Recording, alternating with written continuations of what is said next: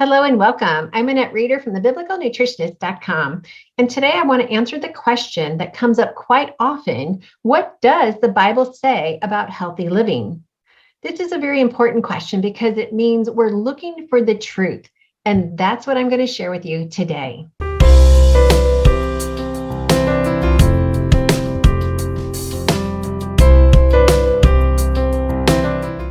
Well, when we ask ourselves, what does the Bible say about healthy living? It says a lot. From Genesis with the tree in the garden and the seed bearing fruit, and all the way to Revelation, where we have the leaves of the tree, which are healing for the nation. So we've got our bookends. We've got Genesis and we've got Revelation. Now we need to pull from the middle to gather the seeds, the nuts, the fruits, the vegetables to see what does the Bible say about healthy living. Well, remember back in Genesis 1, God creates, and when he creates each day, he says it is good. And good means, in the original language of that scripture, it means excellent of its kind, valuable in estimation. That means there's nothing that man can ever make or try to put together in a lab that's going to compare or compete with what God has given us. And so scripture teaches us right away that not only is what he's created is good, everything about the earth is good, but we are good, we are excellent. The food he's given us is excellent, and his love and mercy is excellent. So from the beginning, we know that healthy living is part of his plan. Otherwise, why would he create us this way? Why would he create our body to heal? And then that takes us into Exodus. In Exodus 15:26, it says, and I just want to make sure I'm reading this correctly, if you listen carefully to the voice of the Lord your God, and you do what is right in his eyes, and if you pay attention to his commands and keep all of his decrees, and then get this, I will not put on you any of the diseases I brought on the Egyptians. And then here we go. Here's the climax. For I am the Lord who heals you. He cannot say he healed us if our body was not designed to heal. He cannot say he healed us if he's not a God who heals. So we start with, this is what I've created for you. This is good. This is how you should eat. This is how you should live. And then he moves into Exodus and he says, well, just watch me. Pay attention to me. I am the Lord who heals you.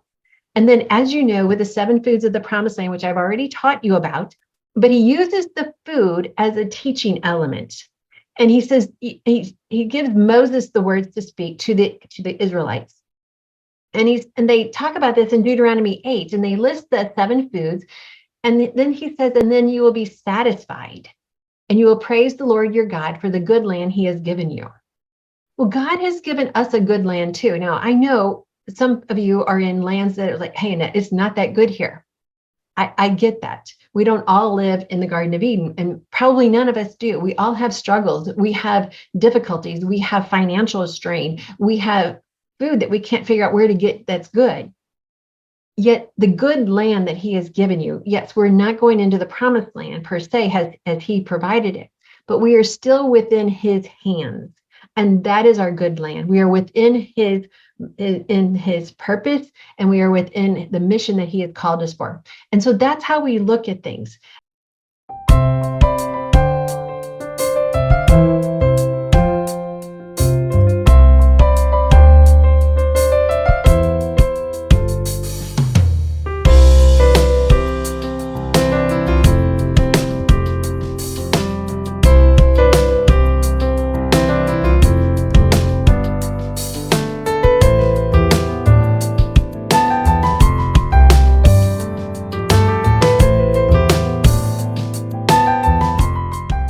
And so, but yet he wants in our heart for us to be satisfied. So he said, so that you will be satisfied for the good land that I have given you.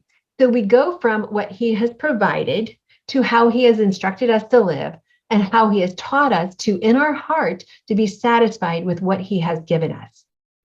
I will never forget this story. We used to do a lot of mission activities when I was homeschooling my kids, and we did a lot with a mission sending agency, and they trained pilots to go into the most remotest parts of the world, and they would help get people in, they would help get Christian scripture in, and they would help transport missionaries around the country as well. Well, there was a lot of guerrilla warfare going on, and they needed to get missionaries out. Yet this one woman had been taken captive, and her whole family had been taken captive. And she just prayed and prayed and prayed. And and it's interesting that when they were released from captivity, a care package had came to them. And this care package, inside it, when she opened it, she was just in tears because it was exactly what she prayed for. Now, I'm not advocating that you drink Coca Cola, but in it was a bottle of Coca Cola, and it had made it from the States to this jungle, and it reached her right when she had been, released from captivity. Yet that had to be sent weeks ahead of time to make it through all of the different stages of customs. Like I said, I'm not encouraging Coca Cola, but I'm saying God cares about the desires of your heart. And that's part of how we answer the question, what does the Bible say about healthy living? The Bible says some key ingredients. Number one, God has a plan for you. God created you. You are good. You are excellent of your kind. The foods He's given you are excellent of their kind. He is the Lord who heals you. These are all principles of what does the Bible say about healthy living. Now, if we go on in Psalm 24, verse 1, it says, the earth is the Lord's and everything in it. He created good. Now, another familiar verse that many people use when we teach healthy living is 1 Corinthians 6:19. And you already know it. And it says, do you not know that your body is a temple of the Holy Spirit, who is in you, whom you have received from God? You are not your own. That's the part people need to really camp out on. You're not your own. You were bought at a price. Therefore, honor God with your body. Does God care about how you take care of yourself? Yes, He does.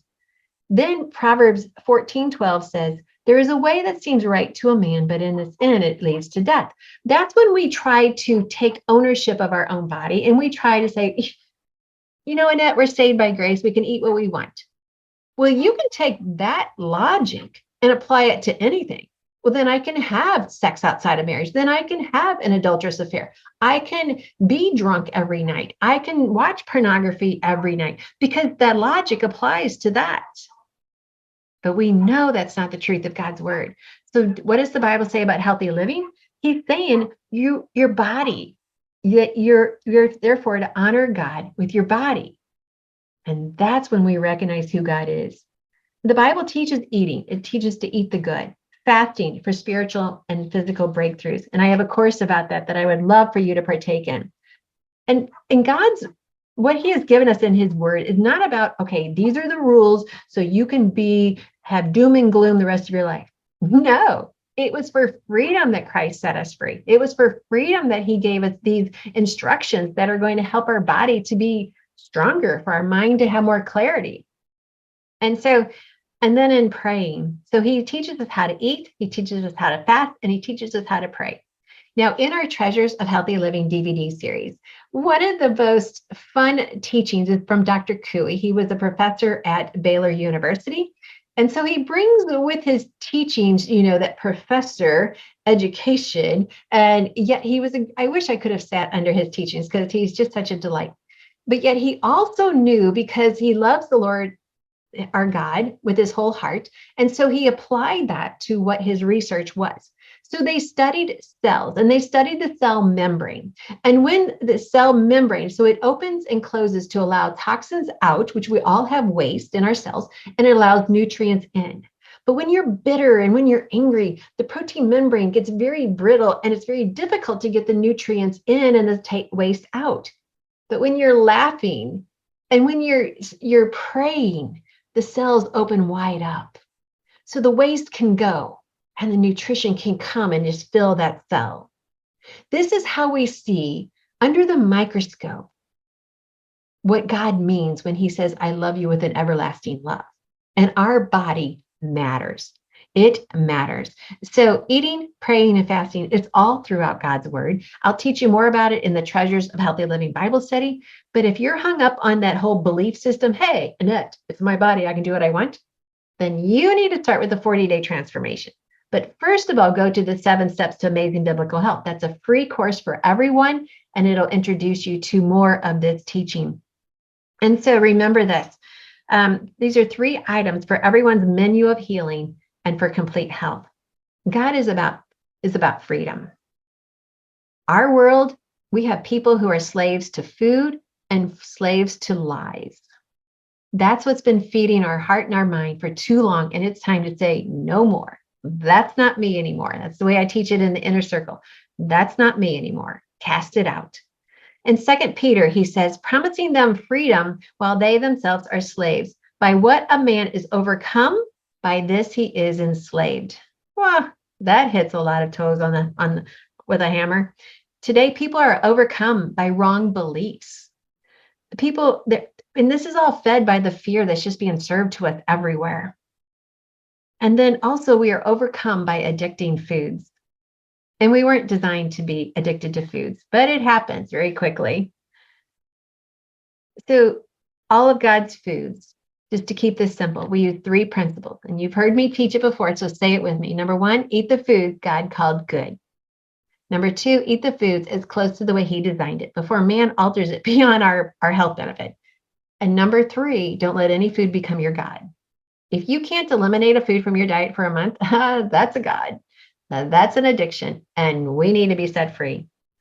All of God's food bring healing, but we need to get it from a good source. So, what does the Bible teach us about healthy living? Every single thing you need to know. What does it not teach us about healthy living? What you don't need to know.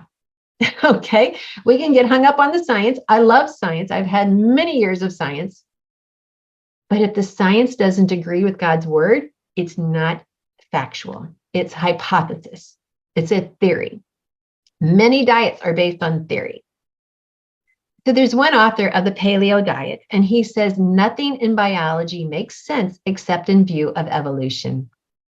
Many Christians get caught up in the teachings of evolutionists. But there's another author of a book, it's Body by Design. And this author says, nothing in biology makes sense except in view of creation. You choose. Because if you're being kind of sworn over to or caught up in some of these movements that are out there, many of them are New Age based. They just dress them up differently, put on a different mask, but they're still New Age. And they're still trying to get you away from your beliefs in the fact that God is the one true God. That's where our beliefs have to be anchored. And this body, Dr. Adrian Rogers says, you're either the owner of your body or the steward of your body. The owner says, I can do what I want. I can have an abortion. I can do what I want with this body. I'm saved. I'm saved by God. I'll go to heaven, but I can still do what I want. That's not a person who loves the Lord their God with all their heart, with all their soul, and with all their mind. When you're the steward of your body, everything matters in how you're caring for your body to be a temple of the Holy Spirit. That is how the Bible teaches us how to live healthy in this life. Thanks for letting me share with you. It is always my joy and honor to share with you God's recipe for excellent health. You matter to me. And just because you're watching here, just go ahead and hit the subscribe button if you're on YouTube. If you're on our other platforms, we look forward to meeting you there as well. And thank you for being a part of the Biblical Nutrition family. Be sure and check out our courses at biblicalnutritionacademy.com. Thanks for watching.